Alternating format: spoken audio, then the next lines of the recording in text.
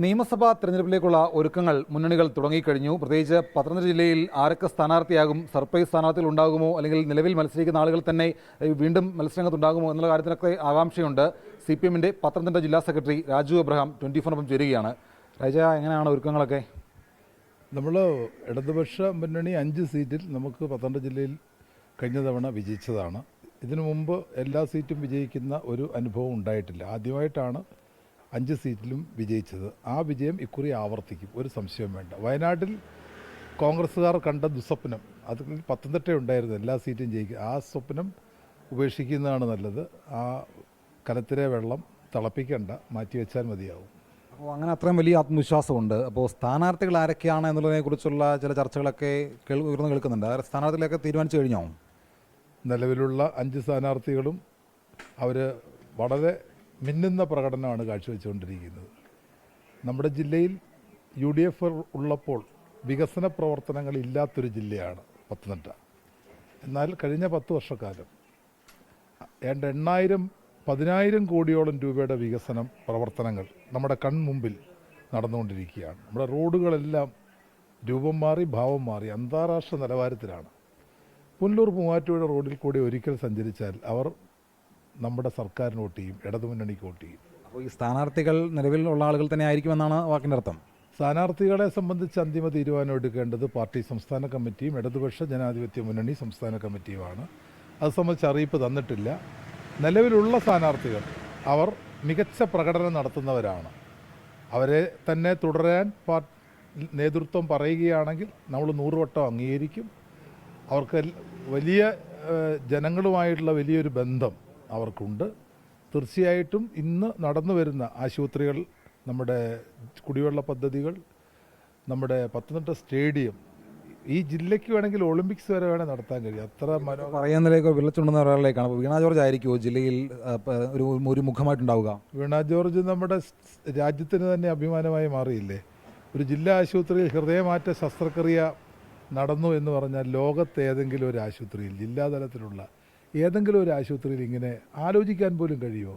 അപ്പോൾ അതുവരെയുള്ള വലിയൊരു നേതൃത്വം നമുക്ക് കിട്ടിയിരിക്കുന്നു.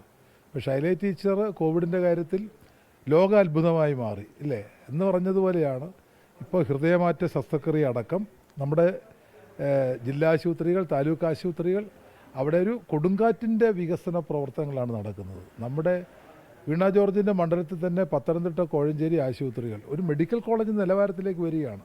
കോന്നി മെഡിക്കൽ കോളേജ് 4 കാലിൽ അവിടെ വലിയ ചെടികൾ കയറി കാണാമറയത്തിരുന്ന ഒരു സ്ഥലം കോന്നി മെഡിക്കൽ കോളേജായി. ഇന്ന് നോക്കൂ, എത്ര മനോഹരമായ ഒരു ആശുപത്രിയാണ് കോന്നി മെഡിക്കൽ കോളേജ്.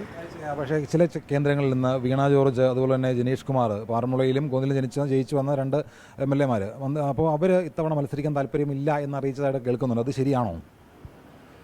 ഇതെല്ലാം പാർട്ടി സംസ്ഥാന കമ്മിറ്റിയുടെ തീരുമാനമാണ്. മത്സരിക്കാൻ പറഞ്ഞാൽ മത്സരിക്കണം, മത്സരിക്കണ്ട എന്ന് പറഞ്ഞാൽ മത്സരിക്കണ്ട. പാർട്ടി തീരുമാനമാണ് അന്തിമം.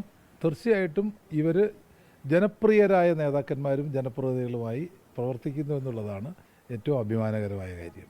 അപ്പോൾ എന്തായാലും വീണ ജോർജ് ഇത്തവണ മത്സരരംഗത്തുണ്ടാകുമെന്നുള്ളത് നമുക്ക് ഈ വാക്കുകളിൽ നിന്ന് ഉറപ്പിച്ച് പറയാം. അതെല്ലാം പാർട്ടി സംസ്ഥാന കമ്മിറ്റി തീരുമാനം, നമ്മുടെ പിടിയിൽ നിൽക്കുന്ന കാര്യമല്ല. എങ്കിലും അവർ പാർട്ടി തീരുമാനിച്ചാൽ വീണ ജോർജ് തീർച്ചയായിട്ടും ജനങ്ങൾ ജയിപ്പിച്ചിരിക്കും. അപ്പോൾ ഈ പറയുന്ന നമ്മുടെ ജില്ലയിലേക്ക് പുറത്ത് നിന്ന് ചില സർപ്രൈസ് എൻട്രികൾ ഉണ്ടാകുമോ? അത് നമ്മുടെ പരിധി വരുന്ന കാര്യങ്ങളല്ല. സംസ്ഥാന കമ്മിറ്റി ഏതാണോ തീരുമാനമെടുക്കുന്നത് ആ തീരുമാനം നടപ്പാക്കുക എന്നുള്ളതാണ് ഞങ്ങളെ സംബന്ധിച്ചിടത്തോളം പ്രധാനപ്പെട്ട കടമ. ആരാണെങ്കിലും ഒരു പ്രശ്നവും ഇവിടെയില്ല. ആരാണെങ്കിലും വിജയിക്കാനുള്ള എല്ലാ പ്രവർത്തനങ്ങളും കഴിഞ്ഞ 10 വർഷക്കാലം ഈ ഗവൺമെൻറ് നടപ്പാക്കിയിട്ടുണ്ട്. അപ്പോൾ ഇതിനകത്ത് UDF വലിയ ആത്മവിശ്വാസമുണ്ട്. കാരണം കഴിഞ്ഞ തെരഞ്ഞെടുപ്പിനപ്പുറത്തേക്ക് ഇത്തവണത്തേക്ക് വരുമ്പോൾ തദ്ദേശ തെരഞ്ഞെടുപ്പിലെ വിജയമടക്കം ആവർത്തിക്കാൻ കഴിയും എന്നുള്ളൊരു പ്രതീക്ഷ UDF-നുണ്ട്. അപ്പോൾ അങ്ങനെ 100 സീറ്റാണ് പ്രതീക്ഷിക്കുന്നത്. ജില്ലയിൽ നിന്ന് 5 സീറ്റിൽ ഒന്നുപോലും കിട്ടില്ല എന്ന് CPM ഉറപ്പിച്ച് പറയുകയും ചെയ്യുന്നുണ്ട്. UDF 40,000 വോട്ടിൻ്റെ മാത്രമേ ഭൂരിപക്ഷമുള്ളൂ. ഇതിനു മുമ്പ് ഇതിൻ്റെയൊക്കെ ഇരട്ടി ഭൂരിപക്ഷം ഉണ്ടായിരുന്ന സന്ദർഭങ്ങളിൽ പോലും ഞങ്ങൾ മിന്നുന്ന വിജയം കാഴ്ചവെച്ചിട്ടുണ്ട്. അസംബ്ലി തെരഞ്ഞെടുപ്പിൽ പാർലമെൻറ്റ് ഞങ്ങൾക്ക് കിട്ടിയിട്ടില്ല, അതൊരു യാഥാർത്ഥ്യമാണ്. പക്ഷേ അസംബ്ലി തെരഞ്ഞെടുപ്പിൽ തദ്ദേശ തെരഞ്ഞെടുപ്പിനേക്കാളൊക്കെ എത്രയോ മികച്ച പ്രകടനമാണ് ഇടതുപക്ഷ മുന്നണി ഈ ജില്ലയിൽ നടത്തിയിട്ടുള്ളത്. ജനങ്ങൾ എന്താഗ്രഹിച്ചോ അത് സബലീകരിക്കുവാൻ ഈ MLA മാർ മുമ്പിൽ നിന്ന് പ്രവർത്തിക്കുന്നു. അവരെ എങ്ങനെ ജനങ്ങൾക്ക് ഉപേക്ഷിക്കാൻ പറ്റും? ഇത്രയും മതസൗഹാർദ്ദമുള്ള ഒരു ജില്ല, ഒരു മോഡലല്ലേ, ഒരു മാതൃകയല്ലേ?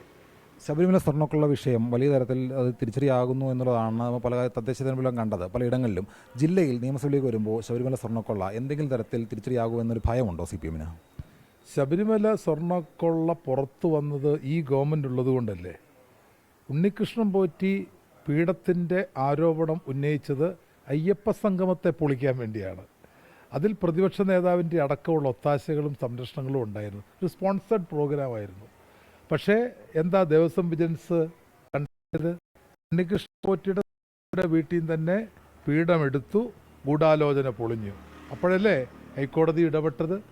ഹൈക്കോടതി ഇടപെട്ടപ്പോൾ ഗവൺമെൻറ് എടുത്ത സമീപനം എന്താ? ഗവൺമെൻറ് ഏറ്റവും നല്ല ഉദ്യോഗസ്ഥന്മാരെ തന്നെ കൊടുത്തില്ലേ? അപ്പം ഇതിൽ പാർട്ടി സ്റ്റേറ്റ് സെക്രട്ടറി പറഞ്ഞ കാര്യം തന്നെയാണ്. ഒരു നുള്ള്, അവസാനത്തെ നുള്ള് സ്വർണം കണ്ടെത്തുന്നത് വരെ അവരെ ജയിലിലിടാൻ, ശിക്ഷിക്കാൻ ഈ ഗവൺമെൻറ് ഉണ്ടാവും. അതാണ് ഈ ഗവൺമെൻറ്. പത്മകുമാർ ഇപ്പോഴും ജയിലിലാണ്. പത്മകുമാർ ജില്ലയിലെ CPM-ൻ്റെ പ്രധാനപ്പെട്ട നേതാക്കളിൽ, മുതിർന്ന നേതാക്കളിൽ ഒരാളാണ്. അപ്പോൾ മുൻ MLA കൂടിയാണ്, ദേവസ്വം ബോർഡ് പ്രസിഡന്റ് ആയിരുന്നു. അപ്പോൾ അതൊക്കെ തിരിച്ചറിയാകില്ലേ തിരഞ്ഞെടുപ്പിൽ? പത്മകുമാറിന് ഒരു പരിഗണനയും ഈ പാർട്ടിയോ ഗവൺമെൻറ്റോ കൊടുത്തിട്ടില്ല. ഒരു സംശയമില്ല. രക്ഷിക്കാനാണെങ്കിൽ എത്രയോ കാര്യങ്ങൾ ചെയ്യാമായിരുന്നു, ഒന്നും ചെയ്തില്ലല്ലോ. പത്മകുമാറല്ല, ഏത് നേതാക്കന്മാർ ഈ കേസിനകത്ത് പ്രതികളാണെങ്കിലും ജയിലിൽ പോകണം എന്നുള്ള തീരുമാനമാണ് സർക്കാരിൻ്റെ തീരുമാനം. ആ തീരുമാനത്തോടൊപ്പമാണ് പത്തനംതിട്ടയിലെ പാർട്ടി. അപ്പോൾ ആ പാർട്ടിയെ അഭിനന്ദിക്കുകയല്ലേ സത്യത്തിൽ വേണ്ടത്. ഇപ്പോൾ ഉമ്മൻചാണ്ടിയുടെ സമയത്താണെങ്കിൽ എന്തു പറയും?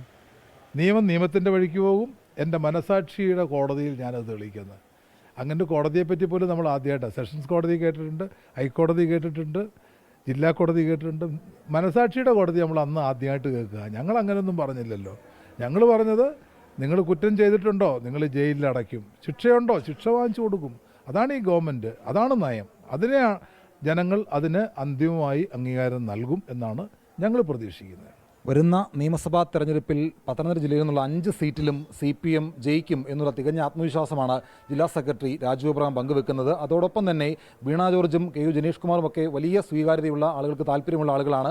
അവർ തെരഞ്ഞെടുപ്പിൽ മത്സരരംഗത്തുണ്ടാകും എന്നുള്ള ഒരു കാര്യങ്ങൾ കൂടി രാജു എബ്രഹാം പറയുന്നുണ്ട്. പക്ഷേ ആ കാര്യങ്ങളൊക്കെ പാർട്ടി നേതൃത്വമാണ് അന്തിമമായിട്ട് തീരുമാനമെടുക്കേണ്ടത്. എന്തായാലും അങ്ങനെ അവർ മത്സരരംഗത്തുണ്ടാകും എന്നുള്ള കാര്യം കൂടി രാജു എബ്രഹാം പറയുന്നുണ്ട്. സഞ്ജയ് ഇക്ബാലിനൊപ്പം ഷിജോ കുര്യൻ, 24.